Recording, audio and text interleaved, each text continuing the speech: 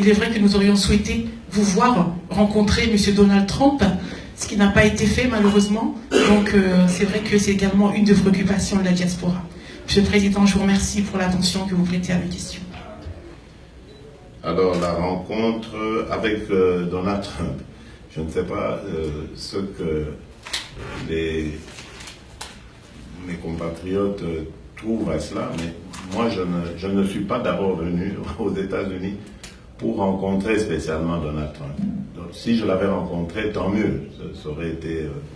mais je crois que quiconque connaît le fonctionnement de l'administration américaine d'abord, mais même des pays à tradition démocratique, ils savent très bien que tous ceux que j'ai rencontrés, toutes les personnalités que j'ai rencontrées, toutes vont converger sur Donald Trump. Donc je n'aurai même pas absolument besoin de le voir pour lui dire ce que j'ai déjà dit aux autres.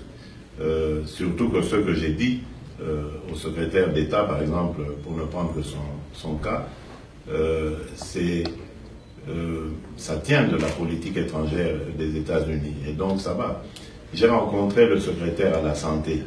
Vous croyez que c'est plus important de lui parler des problèmes d'Ebola et du soutien sanitaire que les États-Unis pourraient nous apporter, ou d'en parler à Donald Trump et d'espérer des résultats? Moi je pense que c'est à lui, c'est lui. D'autant plus qu'il est entouré de tous les experts. C'est plutôt lui qui pourrait être le bon interlocuteur. Donc Donald Trump, c'est plutôt protocolaire, ça aurait été protocolaire, ça aurait été peut-être pour la postérité, prendre une photo, etc. Mais bon, je ne suis pas venu pour ça. J'étais venu, comme je l'ai dit dans mon introduction, pour renforcer les relations entre nos deux pays, qui étaient un petit peu refroidies ces derniers temps, je ne vous apprends rien. Et je suis heureux de les avoir réchauffés et par la même occasion d'avoir déclenché beaucoup de choses ici qui seront bénéfiques à mon pays, non pas seulement par rapport aux États-Unis, mais même par rapport à la communauté internationale. J'ai rencontré Madame Christine Lagarde du FMI qui dès lundi va reprendre langue et je crois qu'au mois de mai, nous pourrons mettre au point un programme de relance de notre économie. Vous voyez que tout ça, c'est du positif et je ne pense pas qu'il aurait fallu rencontrer Donald Trump pour l'obtenir. Donc, pour moi, c'est un faux débat, ça n'a pas du tout de sens. Ça aurait été bien, mais je profite de l'occasion pour le remercier. Et à travers lui, toute l'administration américaine, parce que je sais que c'est grâce à eux que j'ai reçu des honneurs de l'armée américaine, que l'hymne national congolais a été entonné ici par l'armée des États-Unis, la fanfare républicaine des États-Unis. Je crois qu'il n'y a pas meilleur hommage, meilleur honneur, meilleure marque d'amitié que celle-là, d'affection que celle-là. Et c'est pour ça que je vous dis, je repars très content. J'ai vraiment vu les gens qui comptent, les gens qui décident et qui aident Donald Trump à décider de la politique américaine. Donc, je suis totalement tranquille avec ça. MONUSCO et FARDC. J'ai pas très bien, le partenariat est-il positif, c'est ça, hein? Oui. Le partenariat entre la MONUSCO et les FARDC, oui. Il y a eu de la brouille à un certain moment, mais aujourd'hui nous nous affairons à renforcer ces rapports et ça va de mieux en mieux.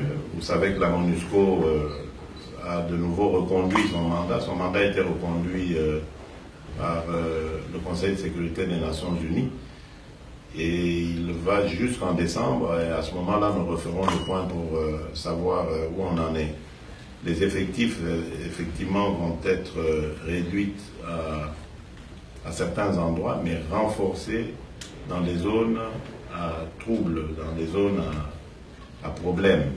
Et comme vous le savez, c'est Beni, Butembo, dans le Grand Nord, Ituri, etc. Parce que nous voulons, comme je le disais, éradiquer ces violences qui nous empêchent de regarder vers notre développement, vers autre chose de plus intéressant, que ce soit pour notre pays ou même toute la région des Grands Lacs.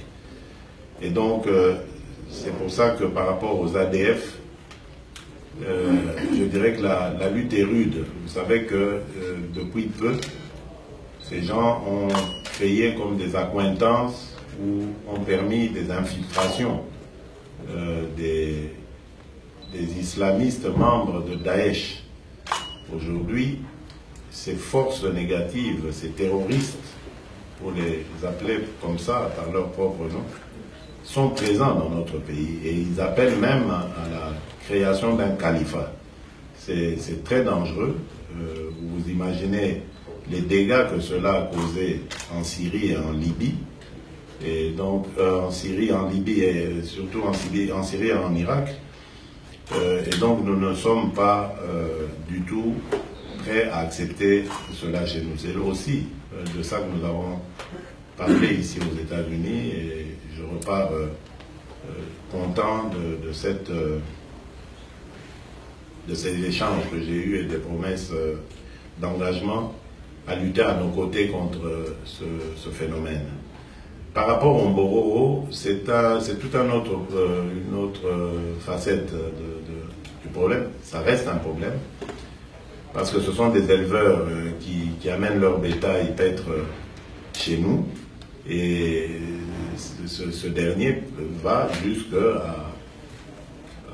dans les champs de nos compatriotes, de nos paysans, et perturbe le bon déroulement des événements. Et depuis lors, ces gens viennent lourdement armés et un peu comme des conquérants. Nous devons faire un gros effort pour régler cette problématique qui est régionale en fait.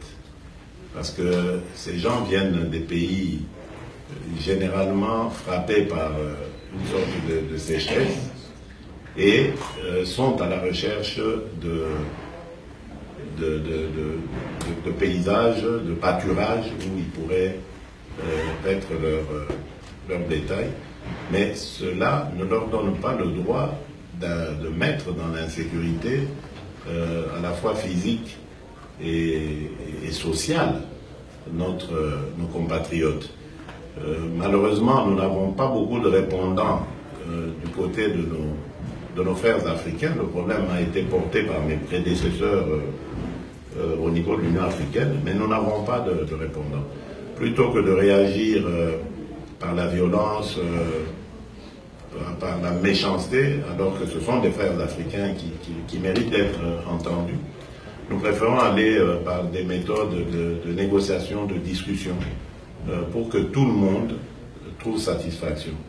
Donc, je rencontrerai à ce point les autorités locales d'abord chez nous, mais également je porterai à nouveau ce problème à l'agenda de nos discussions à l'Union africaine pour que les pays de la région, ensemble avec nous, puissions trouver des solutions à ce problème. J'espère que nous les trouverons. Alors, pour le barrage Katende, je crois que c'est dans mes... Ne vous en faites pas, c'est dans mes soucis, mais il n'y a pas que le barrage Katende, il y a plein d'autres barrages. Nous sommes en train de nous renseigner sur les besoins des uns et des autres des barrages, surtout les petits barrages par rapport à ceux qu'il faut ériger sur le site d'Inga, pour voir comment est-ce que nous pourrons développer le secteur énergétique. Nous avons beaucoup d'initiatives dans ce domaine. Il n'y a pas que l'hydroélectrique, il y a le solaire. Nous avons énormément de contacts. Dernièrement, j'ai séjourné au Maroc, en séjour privé certes, mais cela n'empêche pas, ne m'a pas empêché de prendre des contacts avec l'une des plus grosses firmes du solaire, de l'énergie solaire dans le monde, qui est marocaine. C'est à cette occasion d'ailleurs que j'ai appris que c'était une firme marocaine et qui va très bientôt arriver au Congo pour nous aider à aller dans ce sens, et que j'ai mis en contact avec la SNEL, qui ont déjà désigné les sites sur lesquels on va relancer ça. Donc vraiment, il y a beaucoup d'initiatives qui vont arriver, et je suis sûr que d'ici la fin de mon mandat, en tout cas, nous serons sur d'autres chantiers, en plus de ceux que j'ai déjà lancés dans les 100 jours, et celui le problème de Katende là, dans les 100 jours que j'ai lancé. Mais vous verrez, il y a beaucoup plus que ça, et le défi, c'est de mettre de l'électricité partout et pour tous les Congolais. Merci.